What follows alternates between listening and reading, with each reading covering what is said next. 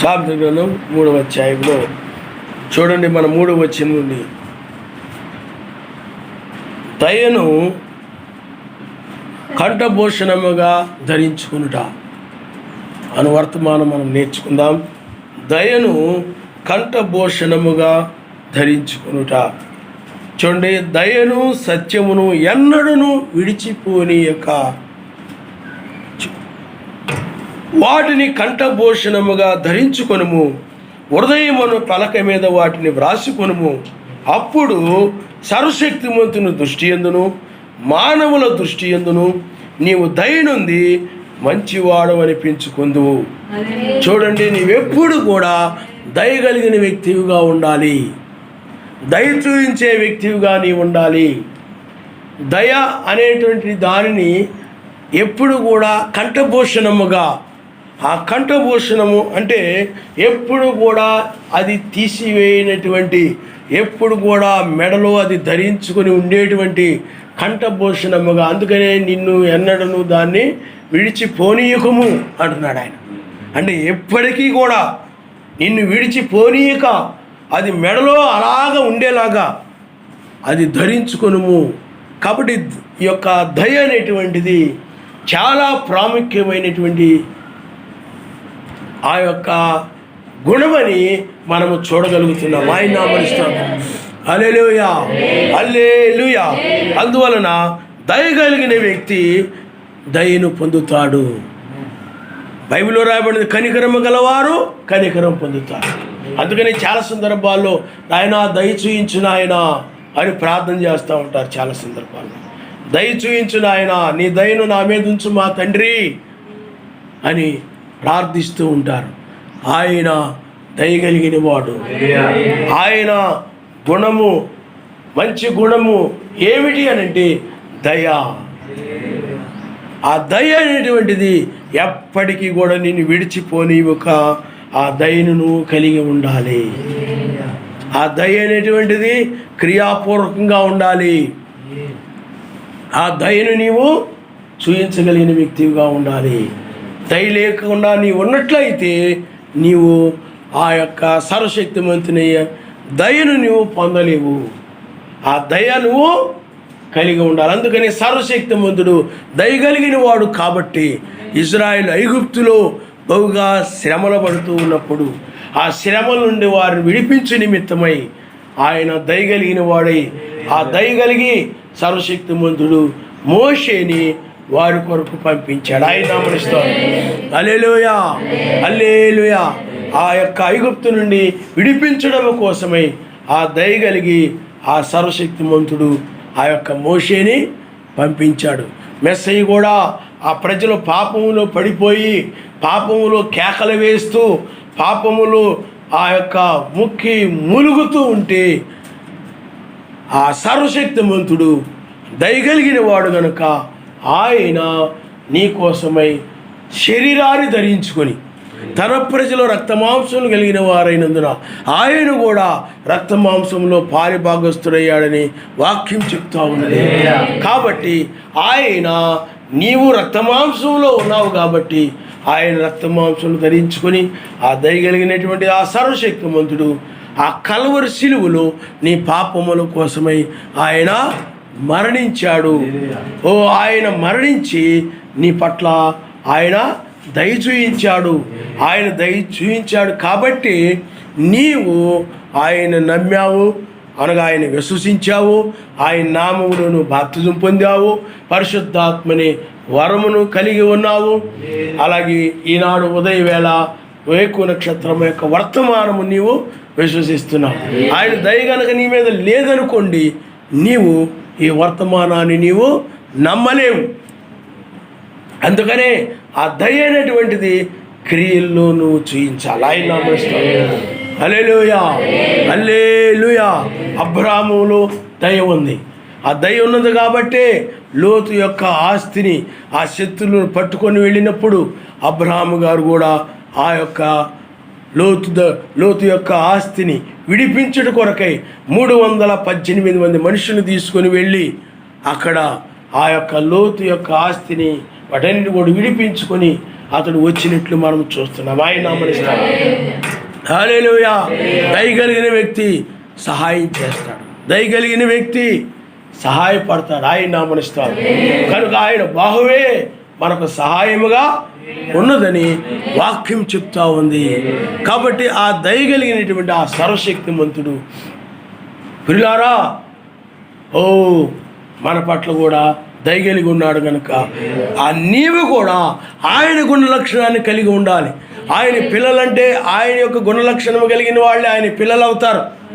ఇప్పుడు ఆ గొర్రె యొక్క పిల్లలు ఆ గొర్రె యొక్క గుణ లక్షణాన్ని కలిగి ఉంటాయి. అలాగే తోడేలు, ఆ చెడ్డ తోడేలు, ఆ పిల్లలు కూడా అదే తోడేలు లక్షణాలను కలిగి ఉంటాయి. అదే కాకి ఉందనుకోండి, దాని యొక్క పిల్లలు ఆ కాకిలాగానే అరుస్తాయి, కాకిలాగానే ప్రవర్తిస్తాయి, కాకి లాంటి గుణాలనే కలిగి ఉంటాయి. అవి వాటి యొక్క పిల్లలు. అలాగ పావురం యొక్క పిల్లలు అవి పావురంలాగే ఉంటాయి. పావురం ఏది తింటే ఇవి కూడా అవే తింటాయి. పావురం ఏ నీరు తాగితే అవే నీరు త్రాగుతాయి. అందువల్ల గుణ లక్షణాలు. కాబట్టి సర్వశక్తిమంతుడు దయగలిగిన వాడు గనక నీవు కూడా దయగలిగినటువంటి గుణ లక్షణాన్ని కలిగి. సాతాను యొక్క పిల్లలు సాతాను గుణ లక్షణాలనే కలిగి ఉంటారు. సాతానుడు అతడు దయ లేనివాడు, కనికరము లేనివాడు, అతడు ప్రేమ లేనివాడు, అతడు అసూయ కలిగినవాడు, ద్వేషము కలిగినవాడు, కక్ష కలిగినవాడు, అతడు ఆ యొక్క కోపిష్టి, నరహంతకుడు, ఇలాంటి లక్షణాలన్నీ కూడా చెడ్డ లక్షణాలన్నీ కూడా అతడిలో ఉన్నాయి. అతడి సంతానం కూడా అదే లక్షణాలు కలిగి ఉంటారు. అతడి సంతానము కూడా అతడి పిల్లలు కూడా వాడి లక్షణాలని ఆ సాతానుడు అనగా అపవాది పిల్లలు అపవాది లక్షణాలనే కలిగి ఉంటారు. అపవాది ఎలాగైతే ద్వేషము కలిగిన వాడుగా ఉన్నాడో వాడి యొక్క పిల్లలు కూడా అంతే. అపవాది ఎలాగైతే ఆ యొక్క ప్రేమ లేని వాడుగా ఉన్నాడో ఆ పిల్లల్లో కూడా ప్రేమ ఉండదు. అపవాది ఎలాగైతే గర్వంగా ఉంటాడో, లోబడి స్వభావం లేకుండా ఉంటాడో ఆ పిల్లలు కూడా అదే విధంగా ఉంటారు, వాడి పిల్లలు కూడా అదే విధంగా ఉంటారు. అపవాది ఎలాగైతే అతడు తగ్గింపు లేకుండా ఉంటాడో అపవాది పిల్లల్లో కూడా తగ్గింపు ఉండదు. అపవాది ఎలాగైతే ఆ కక్ష కలిగి ఉంటాడో ఆ పిల్లల్లో కూడా అదే కక్ష ఉంటుంది. అపవాదిలో ఎలాగైతే కోపము కలిగి తిరగబడతా ఉంటాడో ఆ పిల్లలు కూడా అదే లక్షణాలు కలిగి ఉంటారు. అంటే అపవాది పిల్లలు అపవాది లక్షణాలు కలిగి ఉంటారు. సర్వశక్తిమంతుని యొక్క పిల్లలు సర్వశక్తిమంతుని లక్షణాలు కలిగి ఉంటారు. ఆ గుణ లక్షణాలను బట్టే సర్వశక్తిమంతుని పిల్లలు ఎవరు, అపవాది పిల్లలు ఎవరు తేటపరచబడతా ఉంటుంది. అలాగే గొర్రె చర్మము ధరించుకున్న తోడేళ్ళు ఉంటాయి. అంటే పైకి క్రైస్తవులు కనబడతా ఉంటారు, కానీ వీళ్ళ గుణ లక్షణాలు మాత్రం అపవాది యొక్క గుణ లక్షణాలు. పేరుకి నామములో బాప్తిజం పొందుతారు, కానీ ఆ గొర్రె లక్షణాలు కలిగి ఉండరు. దీనత్వాన్ని కలిగి ఉండరు, తగ్గింపు కలిగి ఉండరు, ప్రేమ కలిగి ఉండరు, సహనము కలిగి ఉండరు, ఆశానిగ్రహము కలిగి ఉండరు.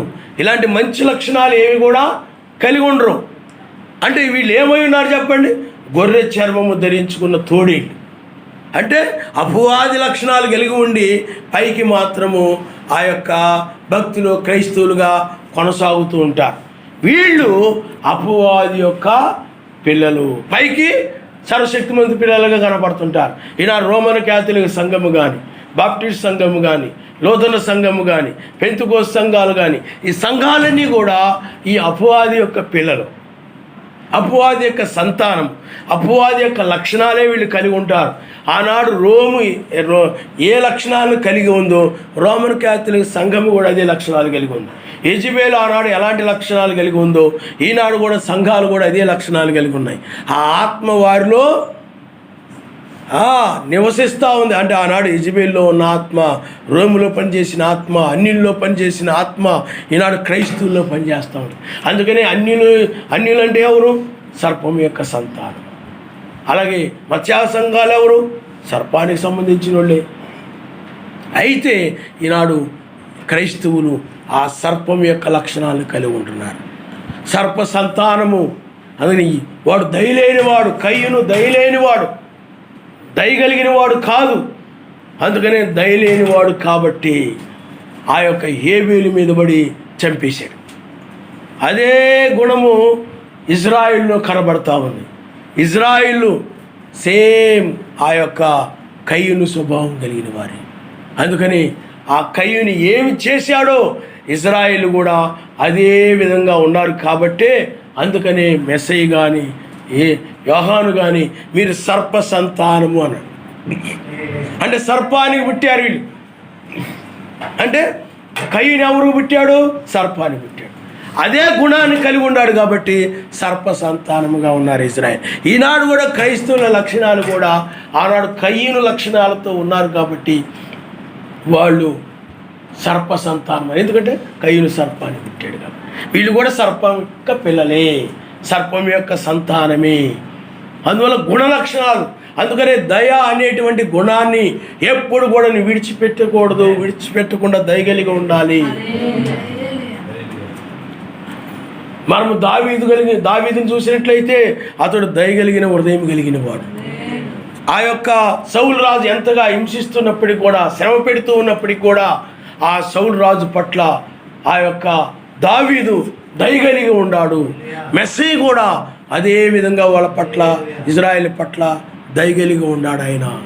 కాబట్టి ఆ దయ అనేటువంటి గుణాన్ని నువ్వు ఎప్పుడు కూడా విడిచిపెట్టకుండా, ఎవరైనా ఆపదలో ఉన్నప్పుడు, కష్టంలో ఉన్నప్పుడు, శ్రమల్లో ఉన్నప్పుడు వారి గురించి ప్రార్థించడం అనేటువంటిది, లేకపోతే నువ్వు ఏదైనా సహాయం చేయడం అనేది ఏదైనా కానీ నీవు ఆ విధంగా నీవు దయ చూపించగలుగుతుంటావు. ఆయన నామనిస్తావు.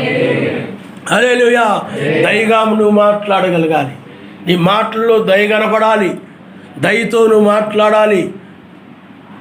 నీ మాటల్లో ఏం కనపడాలి చెప్పండి? దయా. ఆ మాటల్లో ఆ గుణం కనపడాలి. ఆ గుణం లేకుండా మాట్లాడడం కాదు. నీవు ఇతడు పట్ల దయగలిగి మాట్లాడుతూ ఉండాలి, దయగలిగి చేస్తూ ఉండాలి. ఆ గుణంతో చేయాలి. ఆయన నామనిస్తాడు. హల్లెలూయా, హల్లెలూయా. చూడండి, మేక యొక్క లక్షణములు, మేక ఎలాగైతే ఉంటుందో దాని పిల్లలు కూడా అదే విధంగా ఉంటాయి. అదే లక్షణాలు కలిగి ఉంటాయి, అదే స్వభావాన్ని కలిగి ఉంటాయి. కాబట్టి సర్వశక్తిమంతుని యొక్క పిల్లలు సర్వశక్తిమంతుని యొక్క గుణాన్ని కలిగి ఉంటారు. దయ అనే గుణమును కలిగి ఉంటారు. ఆయన నామనిస్తాడు. హల్లెలూయా. దయ కలిగి నువ్వు మేలు చేసే వ్యక్తిగా నీవు ఉంటావు అన్నమాట. దయలో ఏముంటుంది? మేలు ఉంటుంది. దయ లేని వ్యక్తి కీడు చేస్తుంటాడు, కీడుకరంగా ఆలోచిస్తూ ఉంటాడు, కీడుకరమైన వాటి విషయంలో తెలివితేటలు కలిగి ఉంటాడు. ఎవరికి ఎలా కీడు చేయాలో అతడు బాగా తెలుసు. కానీ దయగలిగిన వ్యక్తి మేలు చేస్తూ ఉంటాడు. కాబట్టి ప్రియులారా, నీవు దయ అనేటువంటి గుణాన్ని నీవు కలిగి ఉండాలి. ఈనాడు మనుషుల్లో ఎక్కడ కూడా దయ కనపట్టలేదు. ప్రపంచం దయ కనపట్టలేదు. స్వార్థముతో ఉంటారు ఎక్కడ చూసినా కానీ. వాళ్ళ అవసరాన్ని బట్టి నీ మీద దయ కలిగినట్లుగా మాట్లాడతారు. వాళ్ళ అవసరాన్ని బట్టి నీ మీద ప్రేమ కలిగినట్లుగా మాట్లాడతారు. వాళ్ళ అవసరాన్ని బట్టి నీతో ప్రేమ కలిగినట్లుగా నడుచుకుంటుంటారు. అదంతా కూడా మోసముతో కూడినటువంటిది. అదంతా కూడా ప్రపంచం అంతా కూడా వీళ్ళు ఎప్పటికప్పుడు మనకు ఉపయోగపడతారా అనుకుంటే అప్పుడు నీకు సహాయం చేసేవాళ్ళుగా ఉంటుంటారు. కానీ పిల్లారా, నీవైతే ఆ విధంగా కాదు. ప్రతిఫలం ఇచ్చేవాడు ఆయన కాబట్టి దాని వైపు చూస్తూ నువ్వు దయ చూయిస్తుంటావు. ఆయన నామనిస్తాడు. హల్లెలూయా. అంతేగాని ఈ ఎదుటి వాళ్ళకి నేను చేశాను కాబట్టి వాళ్ళకి ఎప్పుడెప్పుడు మనం ప్రతిఫలం ప్రతిఫలం చేస్తారులే, ఇస్తారులే అని ఇతరుల దగ్గర నుండి ఆశించి చేసేది కాదు. పైనుండి ఆ ప్రతిఫలాన్ని ఆయన ఇచ్చేవాడని ఆ విధంగా చేసేటువంటిది అది దయతో కూడినటువంటిది. ఆయన నామనిస్తాడు. హల్లెలూయా, హల్లెలూయా. చాలామంది ఉంటుంటారు, ఈ పెళ్ళిళ్ళు వచ్చినాయి అనుకోండి, పెళ్ళిళ్ళు వచ్చినప్పుడు ఏం చేస్తుంటారంటే, మనం గనక ఇప్పుడు గొప్ప వస్తువులు ఇచ్చామనుకోండి, ఎందుకంటే బడాయి కోసం చాలామంది బోల్డ్ అప్పులు చేసేసి బడాయి కోసం ఏం చేస్తారు చెప్పండి, పెళ్ళిళ్ళకి ఖరీదైనటువంటి గిఫ్టులు తీసుకెళ్ళి ఇచ్చేస్తుంటారు. బంగారము, రకరకాల నగలు, ముక్కుపోగులు ఇవేవి ఇచ్చారు.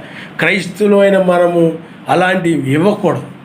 అలాంటివి నువ్వు అలంకరించుకోనకూడదని నువ్వు చెప్తూ నువ్వు వాటినే మరలా బహుమానంగా ఆ యొక్క పెళ్ళిళ్ళలో గిఫ్టుల కింద నువ్వు ఇస్తున్నావనంటే నువ్వు పరిహిమాల క్రైస్తవురాలు. నిజమైన క్రైస్తవురాలు కాదు.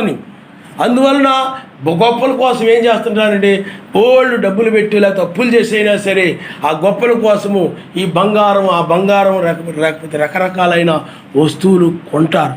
కొని వాటిని గిఫ్ట్గా ఇచ్చేస్తుంటారు. ఇచ్చేసిన తర్వాత ఏమనుకుంటారంటే రేపు మన అమ్మాయో మన అబ్బాయితో పెళ్ళి అయిపోయింది అనుకోండి, వాళ్ళందరూ మరి తిరిగి బోల్డ్ ఇచ్చేస్తారు, మనకి బోల్డ్ అయిపోతాయి. ఈ విధంగా మనుషుల దగ్గర నుండి ఆశించి చేస్తూ ఉంటారు. లోకరీతిగా లోకంలో ఆ పెళ్ళిళ్ళ దగ్గర ఆ విధంగా మనం చూస్తూ ఉంటాం. వాళ్ళు ఇచ్చేవాళ్ళు కూడా మనకు పలానప్పుడు వాళ్ళు అలాగ ఇచ్చారు కాబట్టి మనం కూడా ఇలాగ ఇవ్వాలి ఆ విధంగా. కానీ ప్రియులారా, ఒకరి దగ్గర నుండి ఒకరు ఆశించి వాళ్ళు చేస్తూ ఉంటారు.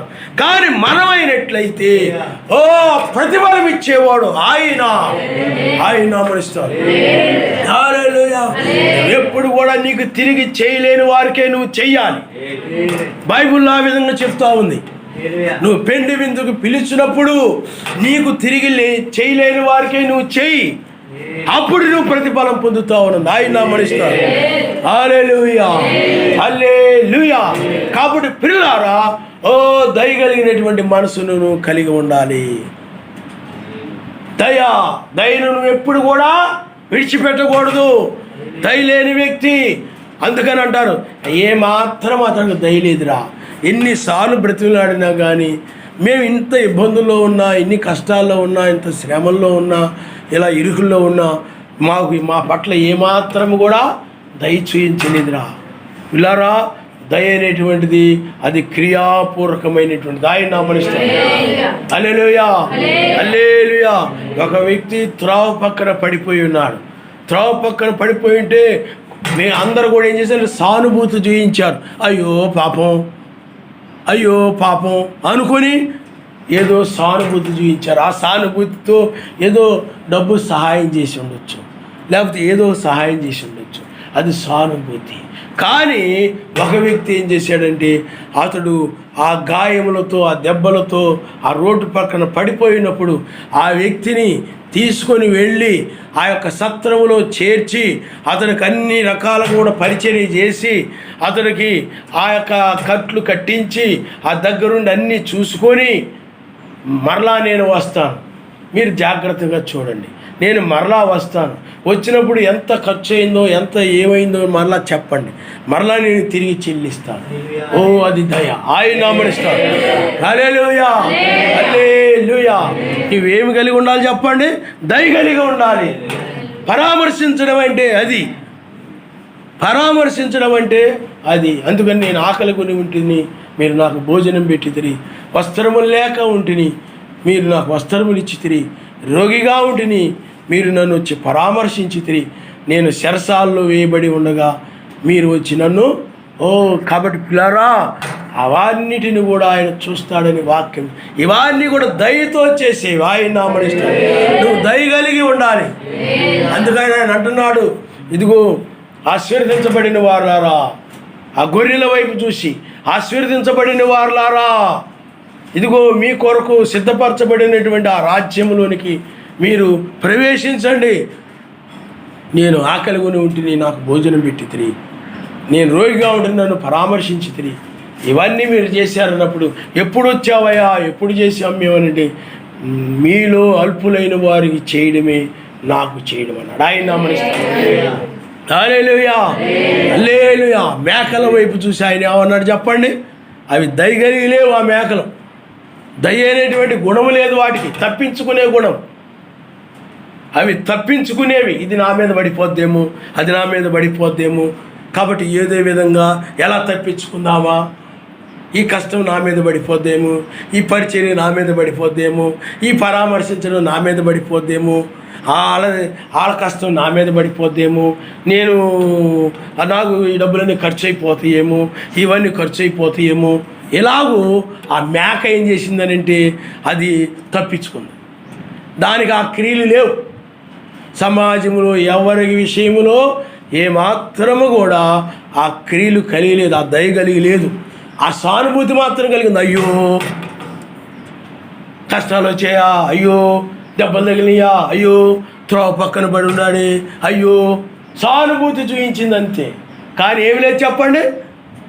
దయ లేదు. ఆ దయ మేలు లేదు తన జీవితంలో.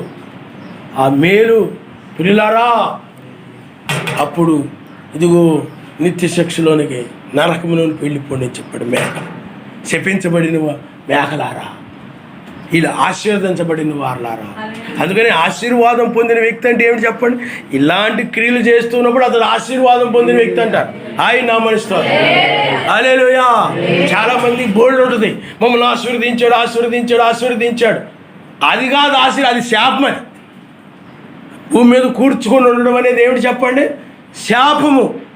ఆశీర్వదించబడిన వ్యక్తి, అందుకే కృప పొందిన వ్యక్తి అంటే అర్థం ఏమిటి?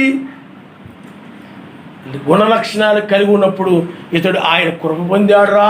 ఆ గుణలక్షణాలను బట్టి ఇతడు ఆయన కృప పొందాడురా. అందుకని ఇతడు పవిత్రంగా జీవిస్తున్నాడు, యథార్థంగా జీవిస్తున్నాడు, న్యాయంగా జీవిస్తున్నాడు, సత్యంగా జీవిస్తున్నాడు. అంటే ఓహో, ఇంత బాగా జీవిస్తున్నాడంటే ఆయన కృప ఇతడి మీద ఉందన్నమాట. ఆ క్రియలను బట్టి నువ్వు ఆ కృప కలిగి ఉన్నావని అర్థమవుతుంది. అదే ఆ క్రియలు లేవనుకోండి, నువ్వు ఆ కృప కలిగి లేవని అర్థం. కాబట్టి పిల్లారా, ఆ దయ అనే దాన్ని ఎప్పటికీ కూడా నీవు విడిచిపెట్టకూడదు. ఆ దయని నీవు కంఠభూషణముగా ధరించుకొనుము, అప్పుడు నీవు దయ పొందుతావు. అందుకే బైబిల్ చెప్తుంది, నువ్వు ఏమి ఎత్తుతావో దాన్నే నీవు కోసుకుంటావు. నువ్వు దయ కలిగి ఉన్నట్లయితే ఆయన నీ పట్ల దయ చూపిస్తాడు.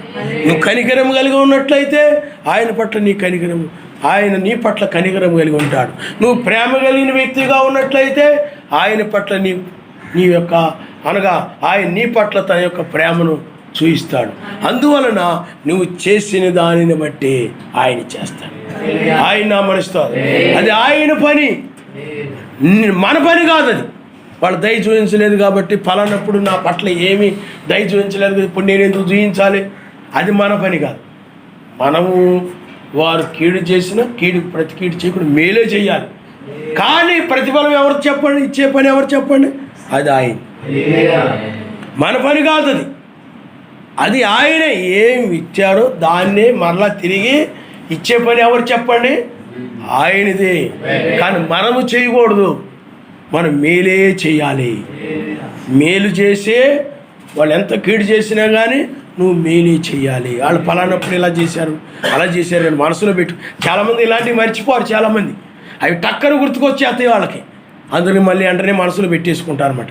మనసులో పెట్టేసుకుని వాళ్ళు పలానప్పుడు అవన్నీ గుర్తుంటాయి, బాగా గుర్తుంటాయి. ఎందుకు క్షమించే గుణం ఉండదు కదా వీళ్ళకి. అవి బాగా గుర్తుండిపోయి మళ్ళీ ఏం చేస్తారంటే పలానప్పుడు ఇలా చేశారు కదా నన్ను, ఇప్పుడు నాకు అవకాశం దొరికింది కదా అని కీడుగా వ్యవహరిస్తూ ఉంటారు. అందుకని ఎప్పుడు కూడా ఆ కీడుని ఎప్పుడైతే క్షమించి విడిచిపెట్టేస్తావో ఇంకా అది నీలో ఉండదు కాబట్టి నువ్వు మేలే చేస్తుంటావు. ఆ కీడు మర్చిపోయినటువంటి దుష్టుడు మాత్రమే మరలా కీడుకరమైన కార్యాలు చేస్తూ ఉంటాడు. అతడు మరలా కీడుని పొందుతాడు. కాబట్టి పిల్లారా, అందువలన నీవు దయగలిగిన వ్యక్తిగా నీవు ఉండాలి. దయను నువ్వు కంఠభూషణముగా ఆ దయ అనేటువంటి ఆ మాటని నీ హృదయం అనే పలక మీద రాసుకోమంటున్నాడు. ఆయన నామనిస్తాడు. హల్లెలూయా. అంతేగాని ఒక గోడ మీదో లేకపోతే ఒక రాయి మీదో ఒక రప్ప మీదో ఒక చెంబు మీదో కంచం మీదో దాని మీదో దీని మీదో కాదు, హృదయములో ఆ దయ అనేటువంటిది. ఎందుకంటే రాతి మీద రాస్తే ఎప్పటికది పగిలిపోవచ్చు, వస్తువుల మీద రాస్తే ఎప్పటికప్పుడు పోవచ్చు.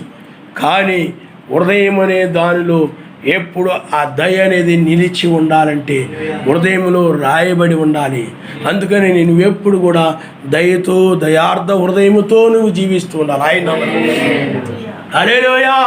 ఎవరైనా చూసినప్పుడు అయ్యా అతడు చాలా దయార్థ హృదయం కలిగిన వాడురా. ఎవరైనా ఏదైనా ఉన్నట్లయితే ఇబ్బందులు ఉన్నట్లయితే చాలా దయార్థ హృదయముతో మాట్లాడతాడు, దయార్థ హృదయముతో సహాయం చేస్తాడు, మేలు చేస్తాడు రా. అతడు చాలా దయార్థ హృదయం.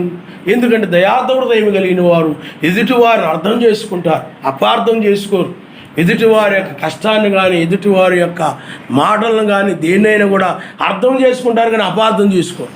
మాటల్ని సొంతగా ఆలోచించుకుని ఊహించుకుని వేరే విధంగా తీసుకోరు, దాన్ని అర్థం చేసుకుంటారు వాళ్ళు. అలాగే ఎదుటివారి యొక్క పరిస్థితిని అర్థం చేసుకుంటారు దయార్థ హృదయం కలిగిన వారు. అందువలన దయను ఎప్పటికీ కూడా విడిచిపెట్టకుండా ఆ కంఠభూషణముగా దాన్ని ధరించుకుని వారు పైకి కొనిపోబడతారు. ఆయన హల్లెలూయా. అందుకనే రాబోయే రాజ్యములో దయార్థ హృదయం కలిగిన వారు ఉంటారు ఆ దేశములో. నువ్వు వెళ్ళే దేశము, మనం వెళ్ళే దేశము పాలు తేనెలు ప్రవహించే దేశమని అక్కడ చెప్తూ ఉంటుంది, పాత నిబంధన కాలం చెప్పబడతా ఉంటుంది. కానీ పిల్లారా, ఇప్పుడు మనం వెళ్ళే దేశము దయార్థ హృదయులు కలిగిన దేశం. ఆయన నామమున హల్లెలూయా. ఎందుకంటే ఇక్కడే వాళ్ళ దయార్థ హృదయాన్ని పొందారు. వాళ్ళ హృదయమే అలాంటిది. మీకు అర్థమవుతుందండి? వాళ్ళ హృదయమే అలాంటిది. వాళ్ళు వేరే విధంగా ఉండదు ఆ హృదయం. ఇప్పుడు మనము పందిని తీసుకొచ్చి లేకపోతే మనము దాన్ని శుభ్రంగా కడిగి మనం విడిచిపెడితే మరలా మురుగుంట్లోకి వెళ్ళిపోదు. కారణం ఏంటి? దాని స్వభావమే అది. అలాగే కుక్క ఉందనుకోండి, దానికి కడుపు నిండా బాగా పెట్టేసామనుకోండి, అది తినేసి కక్కేసి మళ్ళా దాన్ని తిరిగి తింటూ ఉంటుంది. దాని స్వభావం అది, దాని స్వభావం అది. అలాగే పులి ఉందనుకోండి, ఏదైనా కనబడినప్పుడు అవసరం ఉన్నా అవసరం లేకపోయినా చంపేస్తుంది. దాని స్వభావం. సింహం యొక్క స్వభావం ఉంది, అది ఆకలేస్తేనే తప్ప లేకపోతే దేన్ని చంపదు. ఆకలేసినప్పుడే చంపేసి, ఏదైనా కనబడితే దాన్ని చంపేసి, చంపినప్పుడు దానిలో నుండి మంచి వాటిని మాత్రమే, గుండెకాయ అలాంటి మంచి మంచి వాటిని తినేసి మిగతా వాటన్నిటిని కూడా అది వదిలిపెట్టేస్తాయి. కానీ పులి అలాగా దాన్ని మురగబెట్టుకుంటుంది అనమాట తీసుకెళ్ళి. మీకు అర్థమైందా? దాన్ని ఏం చేస్తే చెప్పండి, మురగబెట్టు అంటే ఇతరులకు ఏమి చేయదని అర్థం అనమాట. ఈ యొక్క సింహం ఉన్న చోట మిగతా జంతువులని కనిపెట్టుకుని ఉంటాయి అన్నమాట. ఎందుకనంటే సింహము తిని వెళ్ళిపోయిన తర్వాత ఇంకా మిగతా అంటే మంచి మంచి వాటిని తినేసి వదిలిపోయిన తర్వాత ఇంకా మాంసం ఉంటుంది అనమాట. ఆ మాంసం మనం తినొచ్చు అని చెప్పి ఆ మాంసం ఆ సింహం అక్కడ వదిలిపెట్టి వెళ్ళిపోతే మిగతా కొన్ని జంతువులు వచ్చేసి నక్కలు ఇలాంటివి తోడేళ్ళు అలాంటివన్నీ వచ్చేసి ఆ ఆహారాన్ని ఆ సింహం యొక్క వదిలిపెట్టి వెళ్ళిపోయినటువంటి ఆ యొక్క ఆహారాన్ని అవి భుజిస్తూ ఉంటాయి అన్నమాట. సింహం యొక్క లక్షణం రాజలక్షణం. ఆయన నా మనసుతో దయగలిగినటువంటి హృదయం కలిగింది. ఆయన నా మనసుతో. అదే పులి అయినట్లయితే దయగలిగి ఉండదు, దానికి దయ ఉండదు. అందుకనే నువ్వు ప్రతి విషయంలో కూడా దయార్థ హృదయంతో ఆలోచించే వ్యక్తివిగా ఉండాలి, దయగలిగిన వ్యక్తివిగా ఉండాలి. నీ జీవితం అంతా, నీ మాటల్లో, నీ ఆలోచనలు ఇతరుల పట్ల దయగలిగిన వ్యక్తిగా. మెసేజ్ చూడండి, ఆయన దయగలిగిన వాడు కాబట్టి వారు సిలువ వేస్తూ ఉన్నప్పుడు కూడా ఆయన వారిని క్షమించాడు. దయార్థ హృదయము కలిగిన వాడు ఆయన నామమున. హల్లెలూయా, హల్లెలూయా. ఆయన దయార్థ హృదయుడు కాబట్టి పిల్లారా, 1000 ఏళ్ల పాలనలో ఎవరుంటారు చెప్పండి? దయగలిగిన వారు ఉంటారు. బైబిల్లో భక్తులందరూ కూడా, నిజమైన భక్తులందరూ దయగలిగిన వారే, దయగలిగి ప్రవర్తించిన వారే, దయగలిగి జీవించిన వారే. ఆ యొక్క సౌలు రాజులో మనం చూస్తే దయ లేదు. దయ్యం పట్టేసింది అనుకోండి, దయ కనపడదు. ఎక్కడ కనపడతాడా దావీదు? అతను చంపుదామా? ఆ ద్వేషము, అసూయ దావీదును చూడగానే ఏమండి సౌలు రాజుకి ఏమొచ్చేది చెప్పండి? కోపం రగిలిపోయేది, ముఖం అంతా మారిపోయేది. ఆ ముఖం అంతా కూడా క్రూరంగా ఆ గుంట నక్క ముఖంలాగా మారిపోయింది. క్రూరమైన స్వభావం వచ్చేసేది, తట్టుకోలేకపోయేవాడు. సౌలు రాజు దావీదును చూడగానే దయ కనపడేది కాదు, దయగలిగి ఉండేవాడు కాదు. నువ్వు మాత్రము దయగలిగిన వ్యక్తిగా ఉండాలి, దావీదు వలె ఉండాలి, దానియేలు వలె ఉండాలి. ఆయన మనసు మోషే వలె నీ ఉండాలి. మోషే కూడా దయగలిగిన వాడు. అర్జునులు పాపమున పడినప్పుడు వారు నాశనం చేయొద్దు నాయన, ఎందుకంటే ఐగుప్తు నుండి ఎంత దూరం బయటికి తీసుకుని వచ్చి అరణ్యంలో ఆయన ఐగుప్తు నుండి బయటికి తీసుకుని వెళ్ళి ఇజ్రాయెల్ అరణ్యంలో చంపేశాడనేటువంటి అది నింద వస్తుంది. నాయనా వాళ్ళని చంపొద్దు నాయన ప్రార్థించిన సందర్భం ఆయన. హల్లెలూయా. అయినప్పటికీ వాళ్ళు క్రూరమైన మనుషులుగా ఉన్నారు కాబట్టి, భయంకరమైన అవిశ్వాసులుగా ఉన్నారు కాబట్టి, ఆయన కార్యాలు చూసి కూడా నమ్మలేని వారుగా ఉన్నారు కాబట్టి ఆయన నాశనం చేయాల్సి వచ్చింది. ఎందుకంటే ఇజ్రాయిల్ అంటే ఆయన ఎరిగిన వారు, ఆయన చూసిన వారు, ఆయన కార్యాలు చూసిన వారు, ఆయన ఏ విధంగా మోషే ద్వారా ఆయన నడిపించాడో ఎరిగిన వారు. కానీ ఏమీ చూడనటువంటి రాహాబును స్త్రీ సర్వశక్తిమంతుడిని నమ్మింది. కానీ అన్నీ చూసిన వాళ్ళు, అంటే ఐగుప్తు దేశంలో ఆ యొక్క అద్భుతమైన కార్యాలు ఇవన్నీ చూసినటువంటి వారు సర్వశక్తిమంతుడిని నమ్మలే ఇజ్రాయిల్. మీకు అర్థమవుతుందండి? అందుకని ఆవిడ అంటుంది, ఆ దూతలు వచ్చినప్పుడు, అంటే వేగులు వారు వచ్చినప్పుడు ఆయన గురించి మేము విన్నప్పుడు మేము ఎంతో ఆశ్చర్యపడ్డాము, ఆయన నమ్మనిస్తాను. హల్లెలూయా. అన్ని స్త్రీ. కానీ ఇజ్రాయిల్ను కూడా చూడండి, మొదటి రాకడలో ఎన్నో అద్భుతాలు, సూచకీలు, మహత్కార్యాలు ఇవన్నీ ఇజ్రాయిల్ మధ్య ఆయన జరిగించాడు సర్వశక్తిమంతుడు మనిషి కుమారుడుగా. కానీ పిల్లారా, ఆ ఇజ్రాయిల్ అవన్నీ మర్చిపోయారు, పట్టించుకోలేదు. ఇవి దయ్యం వల్ల జరుగుతున్నాయి, అలా జరుగుతున్నాయి, ఇలా జరుగుతున్నాయి అనుకున్నారు. కానీ ప్రమాదంలో పడిపోయారు. కానీ ఆ యొక్క రాహాబుని స్త్రీ వలె మనము ఇజ్రాయెల్ దేశంలో ఆయన చేసిన కార్యాలని మనం విని, ఆ బైబిల్లో మనం చదివి, ఆయన ఎంత గొప్ప సర్వశక్తిమంతుడా అని మనం ఆయన ఘనపరుస్తున్నాం, కీర్తిస్తున్నాం, మహిమపరుస్తున్నాం, ఆయన నామమున. హల్లెలూయా. వారు ఆనాడు దయ లేకుండా సిలువేశారు. మనం అయినట్లయితే ఆ దయగలిగిన సర్వశక్తిమంతుని కలిగి ఉన్నందుకు మనం సంతోషిస్తూ ఉండాలి. అందువల్లే ఆయన వంటి దయగలిగిన వారు మరొకరు లేరు. అందువలనే ఆయన దయగలిగిన రీతిగా, ఎందుకంటే ఆయన ఆ దయని కంఠభూషణముగా ధరించుకుని ఉన్నాడు. ఆయన వధువైన నీవు కూడా ఆ దయను కంఠభూషణముగా ధరించుకుని ఉండాలి. ఎత్తబడాలంటే, కొనిపోబడాలంటే ఇవి కలిగి ఉండాలి. ఆ దయ లేకుండా నీవు కనుక జీవించినట్లయితే నువ్వు విడిచిపెట్టబడ్డం అనేది జరుగుతుంది.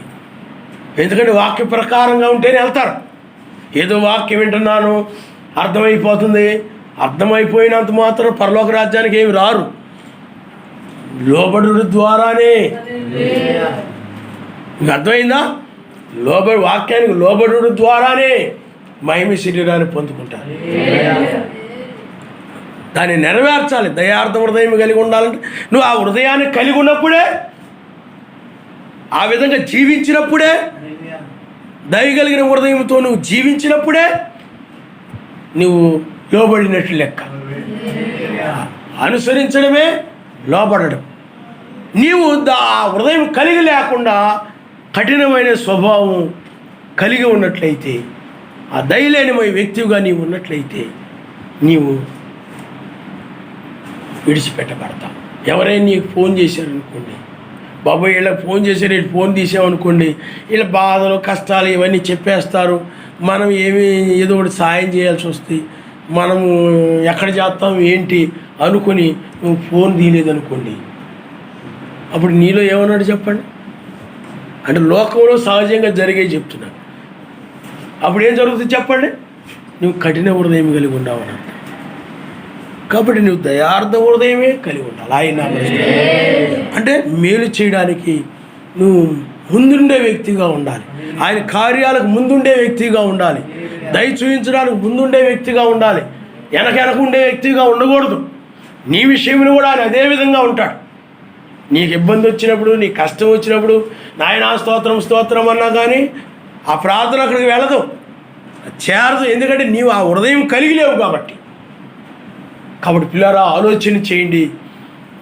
నువ్వు పరలోక రాజ్యానికి వెళ్ళాలంటే, ఆ 1000 ఏళ్ల పాలనలో ఉండాలంటే దయగలిగిన వ్యక్తిగా నువ్వు జీవిస్తేనే ఎత్తపడతావు.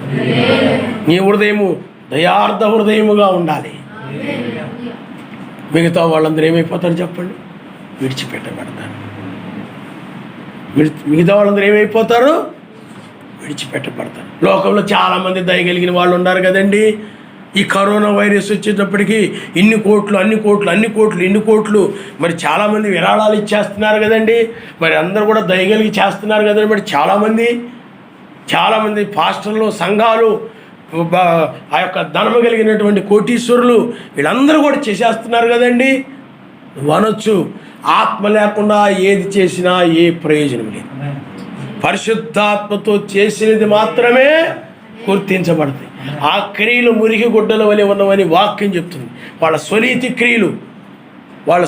క్రియలు అవి మురికి గుడ్డల వలె ఉన్నాయని వాక్యం చెప్తుంది. ఆయన హల్లెలూయా, హల్లెలూయా. కాబట్టి పిల్లరా, ఆలోచన చేయండి. నీ చివరి సమయంలో దయగలిగిన వ్యక్తిగా నీవు ఉండాలి, దయగలిగి ప్రార్థించే వ్యక్తిగా నీవు ఉండాలి.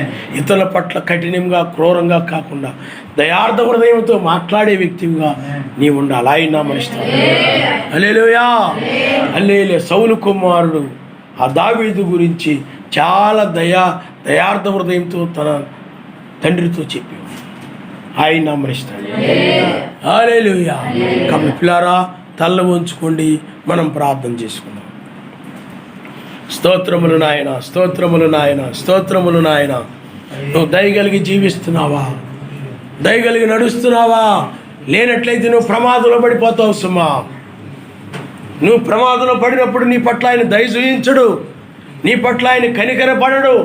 అందుకనే రేపు విడవబడిన తర్వాత చాలామంది ఆ శ్రమంలో పడి ఏడుస్తారు, కానీ ఆయన దయ చూయించడు. కారణం ఎందుకంటే వారు భూమి మీద దయ లేకుండా జీవించారు కాబట్టి, దయ లేకుండా ప్రవర్తించారు కాబట్టి, దయ లేకుండా ఇతరుల పట్ల ప్రవర్తించారు, దయా కనికరం లేకుండా.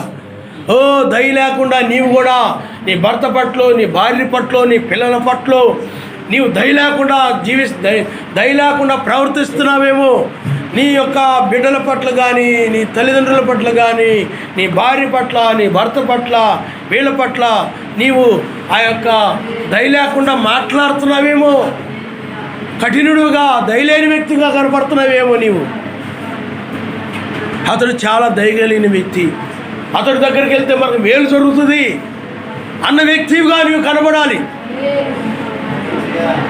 నా భర్త చాలా దయగలిగిన వ్యక్తి, అతడికి ఏదైనా చెప్తే అతడు దయతో మాట్లాడతాడు అన్నట్లుగా, నా భార్య చాలా దయగలిగినటువంటిది, ఈ విషయాన్ని ఏదైనా చెప్తే ఆయన కార్యాన్ని గురించి లేకపోతే ఏదైనా విషయాలు చెప్తే ఆమె దయతో మాట్లాడుతుంది, దయగలిగిన వ్యక్తిగా. మీ కుటుంబములలోనూ నువ్వు ఎత్తబడాలి, కొనుక్కోబడాలి అంటే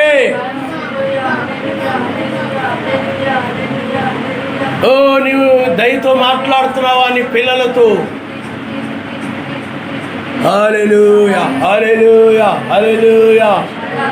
దయ చూపేటువంటి వ్యక్తిగా నీవు ఉన్నావా?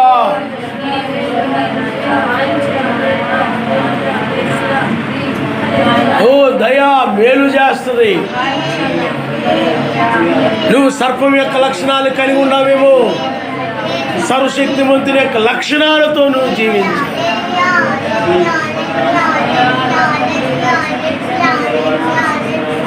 సాతాను లక్షణాలు నీలో ఉన్నాయేమో, సాతాను లక్షణాలు నీలో ఉన్నట్లయితే నీ తండ్రి సాతానుడు.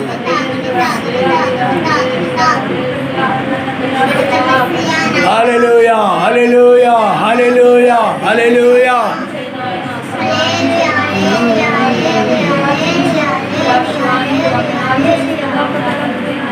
అందరి నుండి చేతుల పైకెత్తి కొద్ది నిమిషాలు.